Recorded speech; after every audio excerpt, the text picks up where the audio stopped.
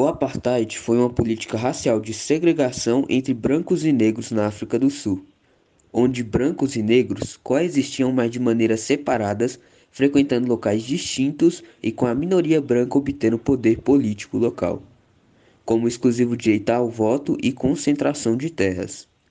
Em 1960, houve o massacre de Sharperville, onde 67 negros foram mortos por policiais, o que gerou protesto em todo o mundo.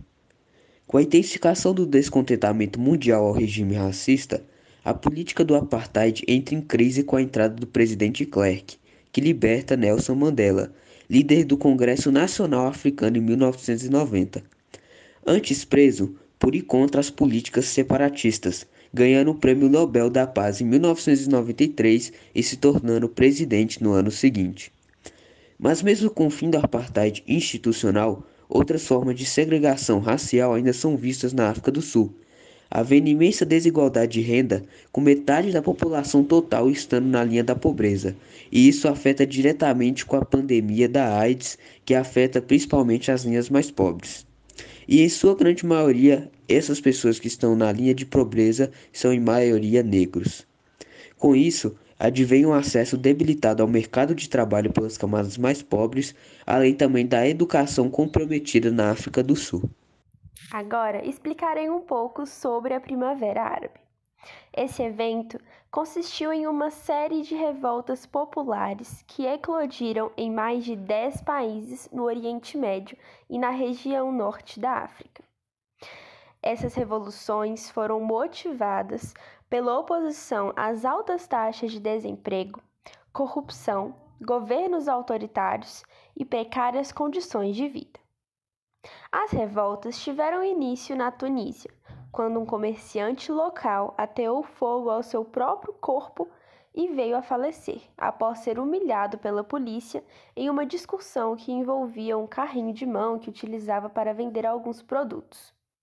Por não ter autorização para comercializar na rua, os policiais o agrediram e todos seus produtos que estavam à venda foram roubados pelas próprias autoridades. Após o fato, a população tomou as ruas em um grande protesto, acusando o governo de ser corrupto e altamente violento. O então presidente da Tunísia, Zine El Abidine Ben Ali, foi forçado a deixar o país em janeiro de 2011, e esse fato inspirou populações de outros países a seguirem o mesmo caminho. Cada país teve suas peculiaridades com lutas específicas, mas existiam muitas questões em comum, pois a região compartilhava dos mesmos problemas e a população se sentia igualmente frustrada. A falta de democracia e de liberdade, bem como ações corruptas e pouco transparentes por parte do governo, estavam na raiz dos protestos. A crise econômica global a partir de 2008 agravou ainda mais a situação desses países, fazendo disparar taxas de desemprego e inflação, por exemplo.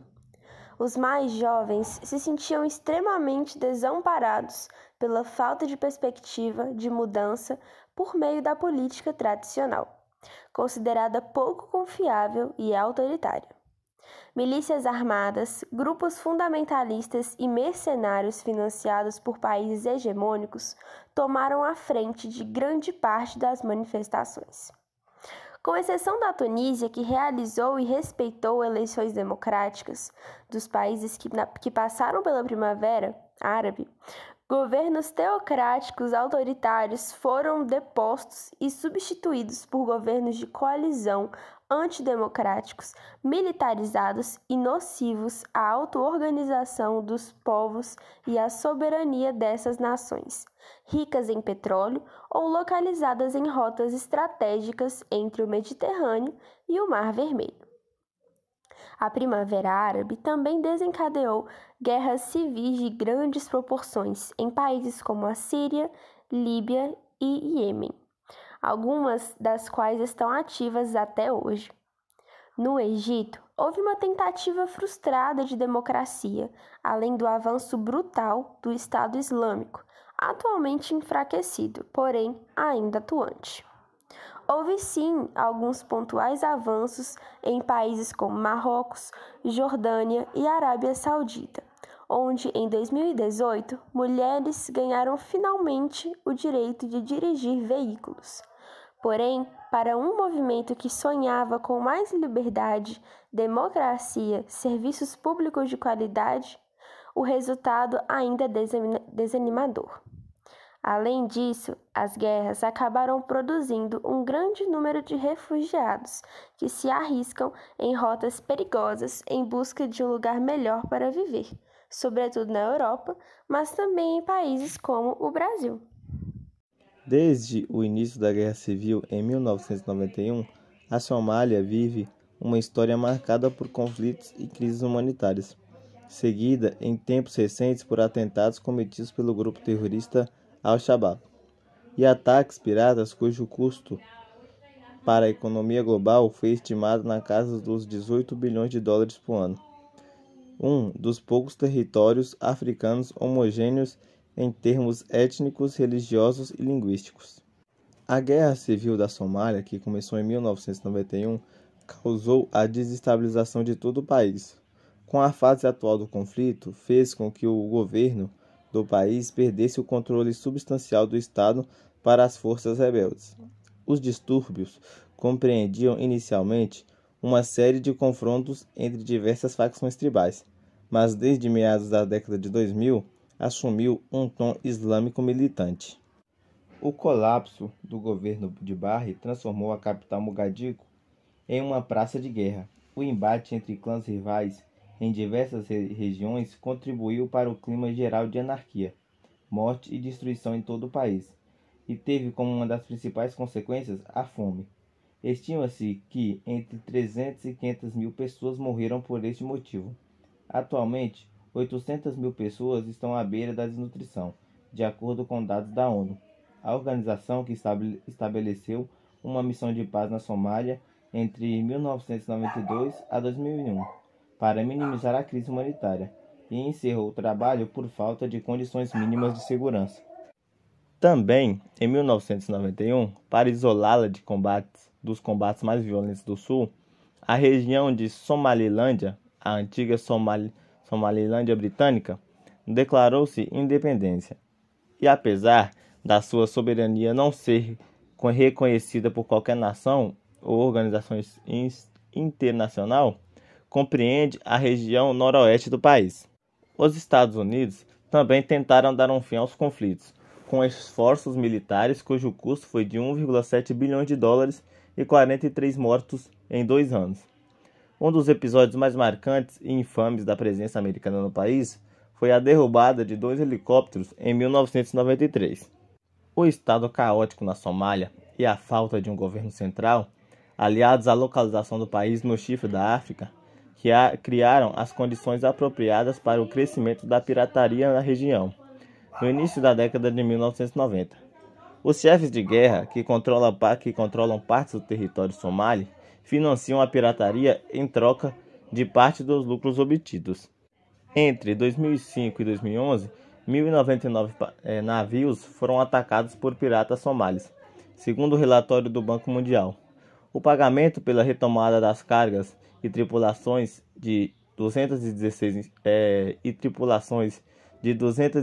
embarcações sequestradas pelos criminosos na costa da Somália custou cerca de 338 milhões de dólares em resgates.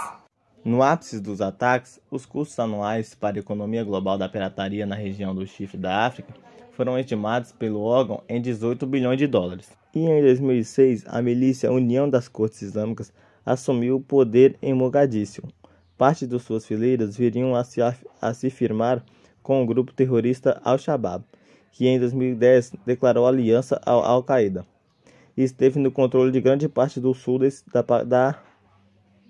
do país e da capital, de onde foi parcialmente expulso em agosto de 2011. Desde então, os terroristas foram acusados de uma série de atentados, incluindo o ataque de sábado, o maior da sangrenta história somali. De 2005 a 2009, a Força de Defesa Nacional da Etiópia esteve envolvida no conflito. O governo da Somália declarou o estado de exceção em junho de 2009, solicitando apoio internacional imediato e a intervenção militar dos países vizinhos do leste africano. O grupo terrorista Boko Haram nasce de um conflito político e ideológico na Nigéria, país que possui a maior população e reserva de petróleo da África. Esse país ele pode ser dividido em dois. Nós temos a parte norte, como religião predominante o islamismo. A maioria da população do país vive na parte norte e eles prevêem a implementação da lei Sharia, né, que tem como objetivo reordenar o governo e a sociedade de acordo com a lei islâmica. Ela serve como diretriz para a vida de que todos os muçulmanos deveriam seguir, que incluem orações diárias, jejum e doações para os pobres. Em contrapartida, na região sul do país, a população é predominantemente cristã, né? Temos dados de 2013 que mostram que 50% da população do país segue o islamismo, 40% segue o cristianismo e os outros 10% são de outras religiões.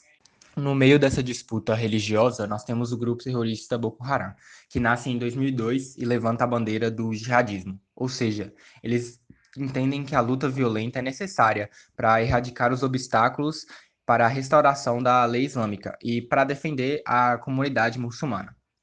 Esse grupo ele luta contra a influência do cristianismo e ocidentalização no modo de vida nigeriano. Segundo eles, os culpados por esses males são os cristãos, a cultura ocidental e a tentativa de ensinar algo às mulheres. Assim, eles sequestram ou estupram as meninas para que elas comecem uma vida nova como servos ao lado deles.